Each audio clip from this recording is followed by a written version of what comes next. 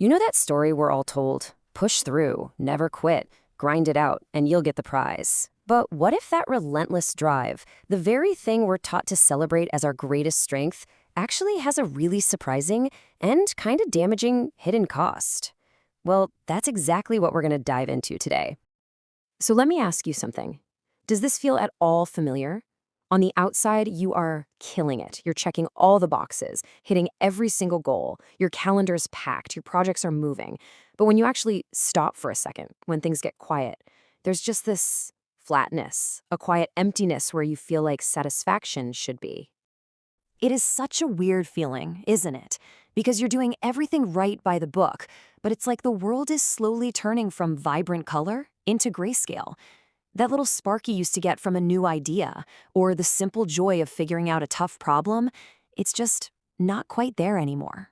It's fading. This feeling, this slow fade, it points to this really fascinating and, I think, crucial tension. I like to call it the perseverance paradox.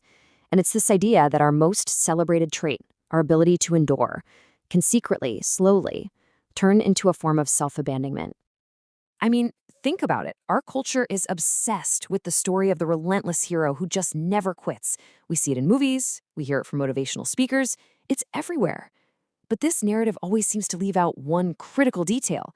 Everybody has a breaking point, and just ignoring it doesn't make you stronger. It actually makes you more brittle. And this slide right here breaks down the difference perfectly. So on the left, you've got healthy perseverance. It's smart, it respects the body's signals for recovery, it's flexible and adaptive. But then look at the right, relentless perseverance. It just overrides all the signals. It's rigid, it's depleting, and it just grinds away at your joy and your sense of meaning. It's kind of like trying to sprint a marathon, you know? Just ignoring every warning light on the dashboard until the engine completely seizes. So what's actually going on inside your body when this happens? Well, your nervous system is brilliant. It's designed for survival. And when it's constantly being flooded with stress signals that you're just pushing past, it eventually flips a hidden survival switch. It shifts gears out of that high-energy mobilization, fight or flight, and into a low-power conservation mode. Why?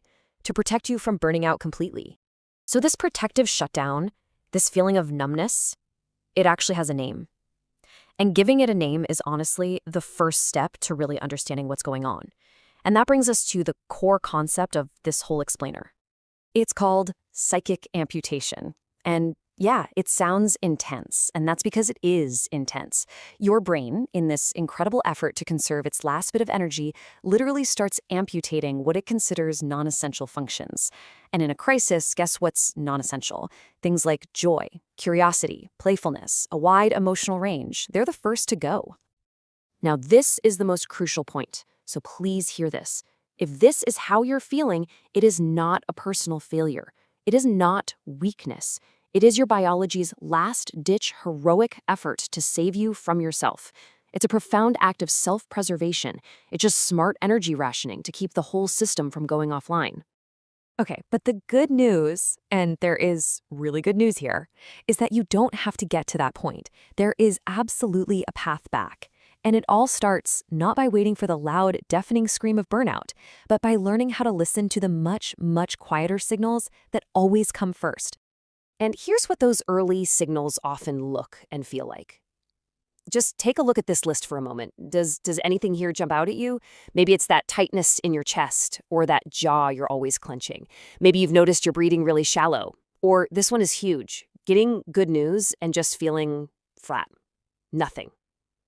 These are the whispers. These are the subtle memos your body sends you long before it has to pull the emergency brake. And that's the whole game right there. Seriously, the goal isn't to be tough enough to withstand the scream of total burnout. The real goal is to become aware enough to hear and respond to the whisper. That's where true, sustainable strength is actually found.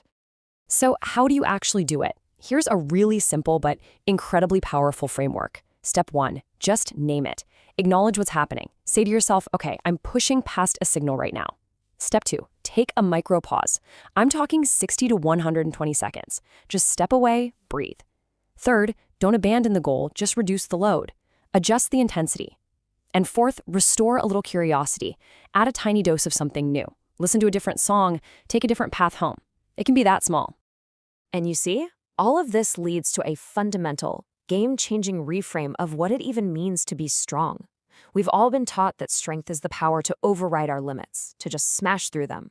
But what if real, lasting strength is actually the awareness to honor them? This is the key takeaway. This is the whole thing in a nutshell. Sustainable performance isn't about being a machine that never breaks down. It's about being a responsive, intelligent system that makes tiny adjustments all along the way.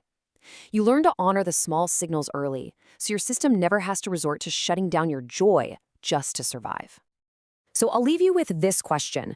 Think back to that list of signals we looked at, that tight jaw, the irritability, that emotional grayness.